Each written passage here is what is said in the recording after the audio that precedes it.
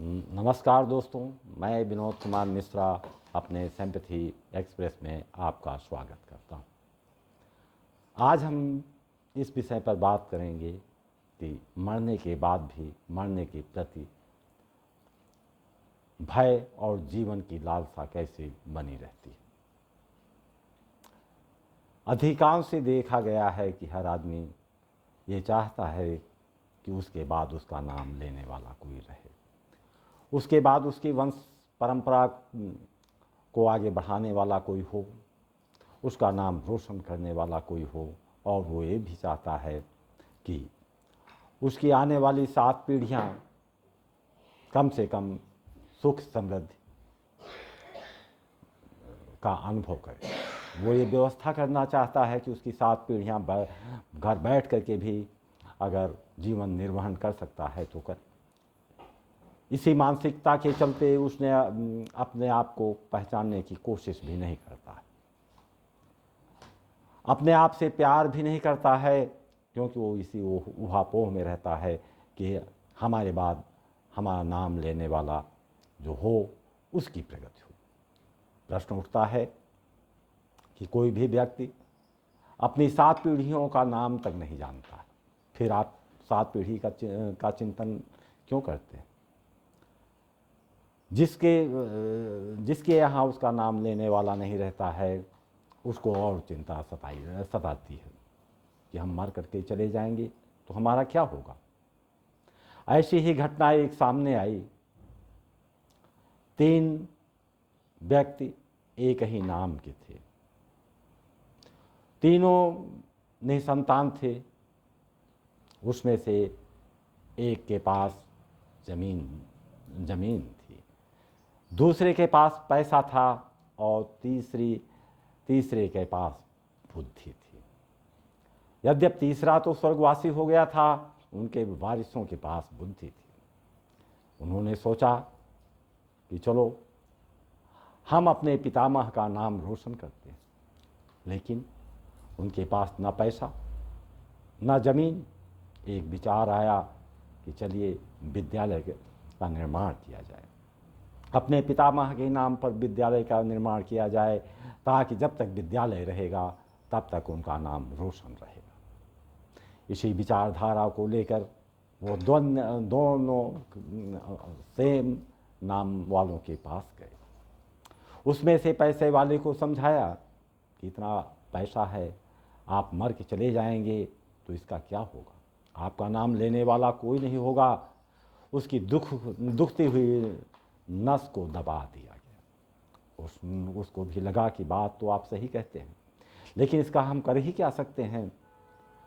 जो बुद्धि वाला था, उसने कहा आप कोई ऐसा काम कर सकते हैं कि आप मरने के बाद भी आपको लोग याद करें। उत्सुकता बढ़ी कि ऐसा कौन सा काम है। उन्होंने कहा कि विद्यालय आपके नाम अगर खोल दिया जाए तो जब तक विद्यालय रहेगा अनंत काल तक आपका नाम रहेगा।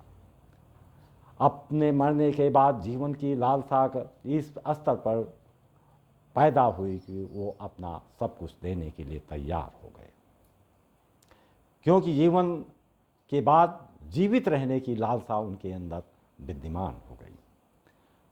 प्रश्न उठता है कि उनके पास तो केवल पैसा था, अब विद्यालय निर्माण के लिए जमीन भी चाहिए।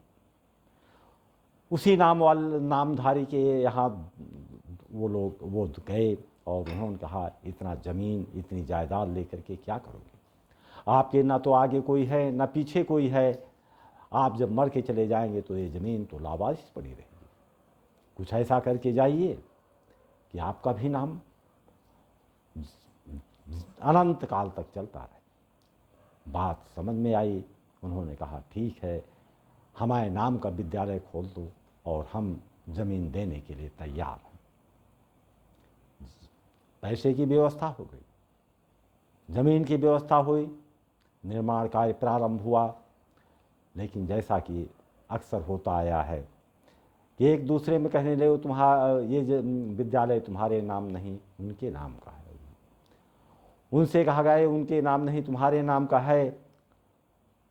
दोनों में वार्तालाप हुआ कि भैया मैंने तो सब कुछ दे दिया, विद्यालय तो उनके नाम जा रहा है। उन्हें समझाया गया कि अरे सब कुछ तो आपका है, यदि आपकी ज़मीन है, ज़मीन ही न हो तो इस विद्यालय कहाँ का निर्माण कैसे हो सकता था। इसलिए वो थोड़ा सा पैसा दे करके क्या अमर होना चाहते। ये बात उनको भी समझ में आ गई। पैसे वाले को मालूम हुआ, उसने बात कही उठाई कि पैसा तो मैंने लगाया, ज़मीन और विद्यालय आप उनके नाम कर रहे हैं। उनको भी समझाया गया कि कोई ज़मीन से बिना पैसे की तो विद्यालय बन नहीं सकता। वो सब आपको बहकाने के लिए कहते हैं, और उनके भी बात समझ में आई। विद्यालय का निर्माण हुआ। वो दोनों के नाम नहीं बल्कि तीसरे के नाम पर, जहाँ पर बुद्धि थी उसके पितामह के नाम विद्यालय का निर्माण हो गया, विद्यालय स्थापित हो गया। प्रश्न उठता है कि धन और बुद्धि से ऊपर, धन और जमीन से ऊपर बुद्धि का महत्व है। जो जिसके पास बुद्धि थी वो सफल रहा, जिसके पास धन और जमीन थी वो असफल हो गया। लेकिन एक बात तो सही है कि मरने के बाद जीवित रहने की लालसा सबके अंदर विद्यमान रहती है। अगर जीवन काल में ये बात समझ में आए तो मनुष्य अपने आप से प्रेम करेगा, अपने आप को खोजेगा, अपने नात को सुनेगा, अपनी खुशबू चारों ओर फैलाएगा। लेकिन अफसोस है कि आदमी तब इस बात को समझता है जब वो कुछ नहीं कर पाता। आशा है वीडियो पसंद आई हो। वीडियो पसंद है तो प्लीज़ लाइक और सब्सक्राइब अवश्य करें।